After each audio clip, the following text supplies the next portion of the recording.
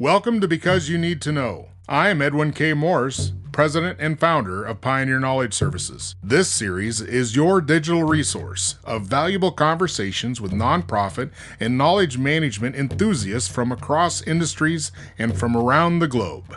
My name is Santhosh Shekar. I live in Muscat, Oman.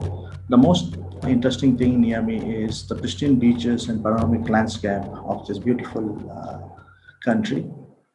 I absolutely love working in knowledge management, and I envision a future where I see at least 500,000 organizations adopting knowledge management standards in the next 5 years. Do you think the international standard for knowledge management is going to change anything? Edwin, to be very honest with you, I think the standards has become a great it's a milestone in the management field. As such, when knowledge management was coined in early 90s, and it became a major wave in late 90s and 2000. What caught attention for the industry is the technologies. Technologies started adopting to this knowledge management needs, and they started catering to it. But unfortunately, what we didn't realize was that just having the technology is not solving the holistic nature of knowledge needs and organizational need. Hence, over a period of time, the hype cycle kind of fizzled down, right? Now, I think the whole, organizational leaders and knowledge management leaders who have been for 20 years, they all realize that, if knowledge management needs to have a foothold in the industry, this standard is a must, Yeah. because this standard is the only body of knowledge which purely speaks from the knowledge management perspective.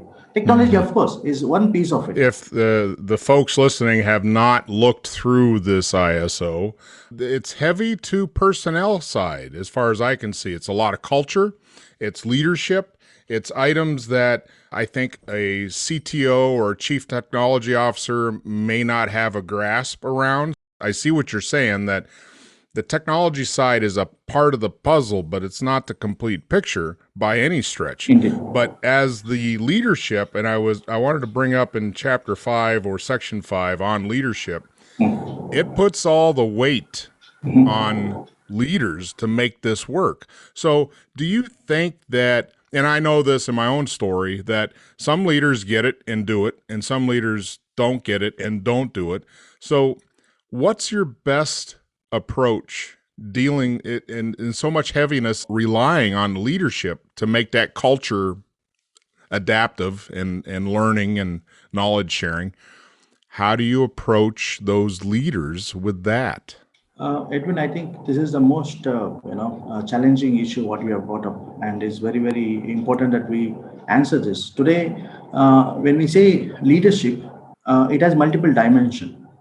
Okay, and when it comes to knowledge as such, a knowledge requirement for any particular knowledge role, it is purely person needs to kind of work towards it to make things happen wherever they are, whether it could be customer care service agent, or it could be a scientist, it could be engineer, right?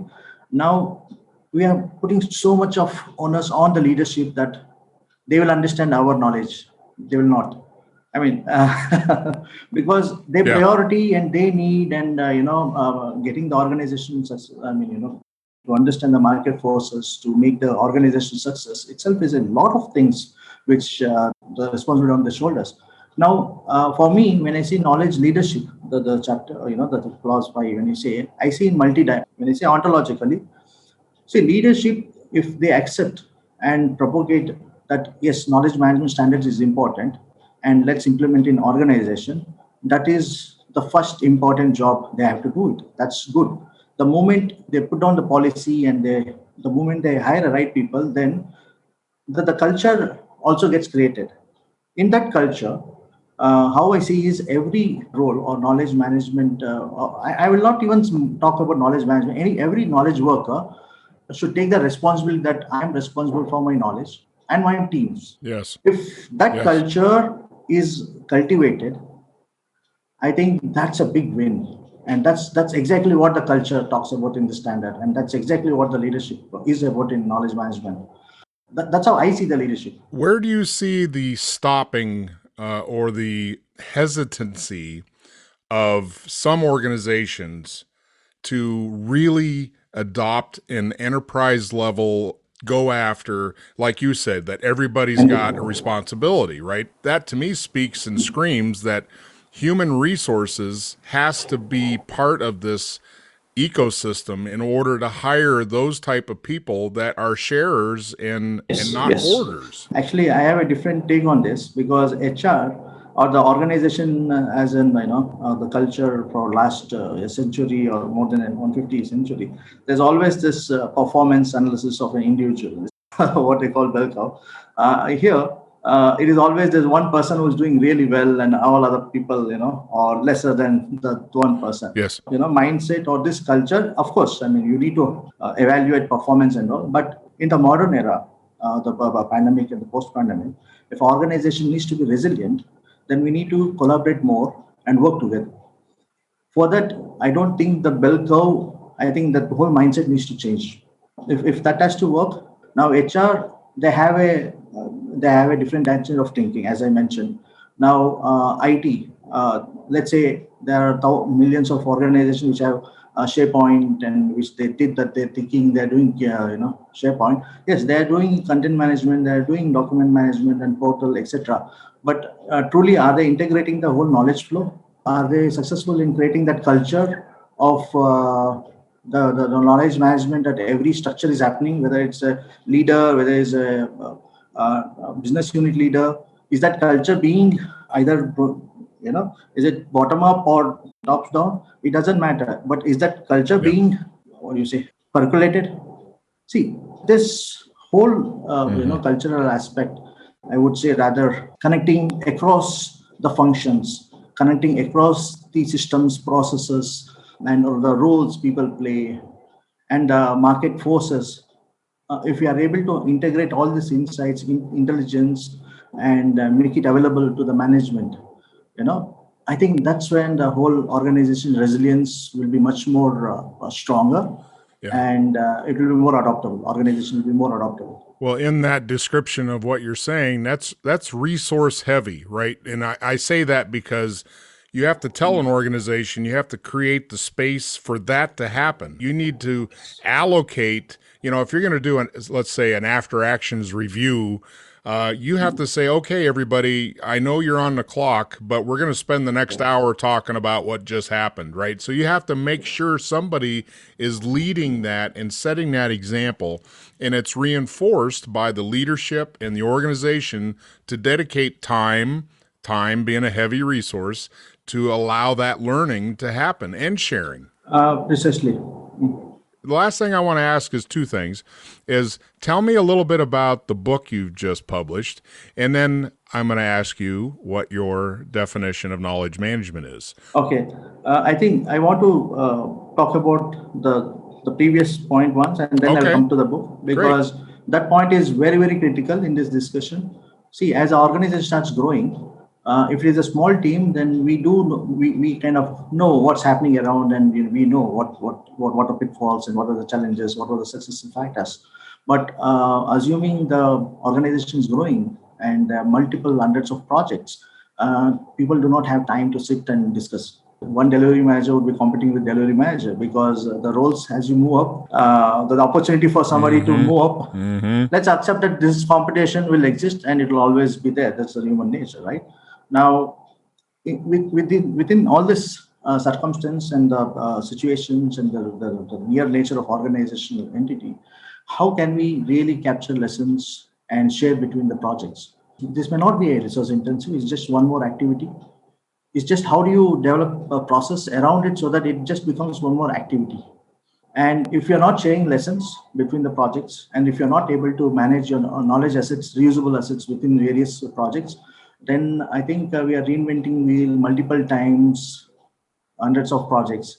Yes. I think that's one of the key importance why knowledge management policy is important. And to accommodate and to create that space in an organization. Why this knowledge management standard is a must in every organization, whether it is small, big, large. Yeah. Just as you were saying about the policy, the strength of the policy is only as good as the practice. So you can have a policy, but if nobody actually does it, doesn't really matter if you've got a policy or not. So the practice is almost as critical as having the policy out there. But yeah, no, I'm with you. Yeah, if you don't water your own plants, your vegetables are not going to do well. Excellent. Actually, I was just speaking to our MD last week, and this same thing I told. I mean, we have great plans, and it's creating great fruits. But is that enough? Because you have huge acres of land. Yeah. So how are we going to plant and seed different kind of fruits and vegetable saplings or plants so that we get different kind of varieties of fruits, right? So I will agree to you. If you want to take that a little further, right? So as you're saying that, I'm thinking, well, there's a lot of people that like fresh vegetables, but there's a lot of people that eat corn chips and Doritos and drink pop all day too. So you still have to convince the consumer that it's good for them. See, this is where I think my book comes into picture. I mean, probably design knowledge management. What it states is do it. Starting out like saying that every organization, whether it is small, big, large, design your knowledge management system. When I say system, it is not IT system. When I say system, it is not process or anything. It is a holistic knowledge management system, which encompasses holistically. You look at the knowledge objective, and then you develop the knowledge management solutions, right? Whether it could be anything. I mean, there are hundreds of approaches, methods. That's we are not looking at that, but whichever works well for the organization, use it. Once you have a system, then you need to support it. You need to build that culture. You need to build that whole continuous improvement. You need to get into it. Operationalize the whole aspect of your knowledge management system. See, when I say knowledge management system, it could be a portal, it could be a knowledge cafes, it could be a lessons learned workshops, conversations, anything. But is it consistently happening? It could be 3x5 cards with somebody taking notes. It's not Exactly. Exactly. It's whatever it works for your organization. You don't have to have the most latest gee whiz bang $1 million whatever. It could be something very simple. In fact, the world's most important, knowledge management tool is conversation and the pen, paper. So that is also I mentioned in the book, right? All the process, natural way of doing things itself has been represented in knowledge management standards. There's nothing out of the world. If I'm standing on the ground and looking at things, everything is rigid. There's a physical world. But if I move up the level, 10,000 feet, then you can see the much different landscape. Similarly, CAME CAME standard provides us a management framework where we can develop multiple knowledge management systems, solutions, governance, develop culture around it, and make it work and effective. Where can everybody find your book? The book is available on Amazon platform, so people can search Design Knowledge Management, Santhosh Shekar, and they'll be able to get it. Okay, great. Well, good luck with that. And what's your knowledge management definition? As I mentioned, knowledge management for a small startup could be to survive this pandemic. And for that, understanding the customer and gathering this intelligence could be knowledge management. For a large conglomerative, as I mentioned, if they're running $1 billion of projects, learning the key learnings from each of this and embedding these learnings into organization level processes. That is one. At the same time, peer-to-peer sharing happening between various projects. I mean, that could be knowledge management at that project engineers or the expertise. So knowledge management, purely speaking, is contextual based on your business requirement. Based on that, you develop whatever solutions you need. But before that, you look at the standards. These are few documents, few pages documents. Download this document. Give to your management this document and say this is what we need in our organization. Then people and locally people you are available. They can hire KM experts. They can hire consultants. They can hire systems. That's and all is secondary. I mean that's exactly what we have been doing from past 20, 25 years. But what I'm saying is, every organization which has SharePoint, they should adopt game standard. Every organization which has various HR and IT systems, if it happens, then a whole new game ecosystem is getting created around the standard, which is really important. Not for as a professional, of course it is good as a game professional, but also it's going to create a strong and stable game field, and it's going to expand our knowledge management like ever before. I am as excited as you are when it comes to this standard, because it has really staked a claim of who and what we are and what we can be to organizations of any size. Design knowledge management systems, adopt KM standards. That sounds like a t-shirt. Just put it on a t-shirt. That's a t-shirt. I think is most important for us as a community. And I would look forward to work with you very closely and see what we can do on standard perspective. All right, my man. Well, thank you very much. Thanks, Edwin. I think it has been really amazing. Because You Need to Know is designed to bring people's experience and their knowledge forward to be shared. I'm Edwin K. Morris, and I thank you for joining in to listen to another conversation brought to you as a public service of Pioneer Knowledge Services, a nonprofit tax-exempt organization with a charitable knowledge management purpose. Find us online at pioneer-ks.org and add your voice to the conversation on Facebook.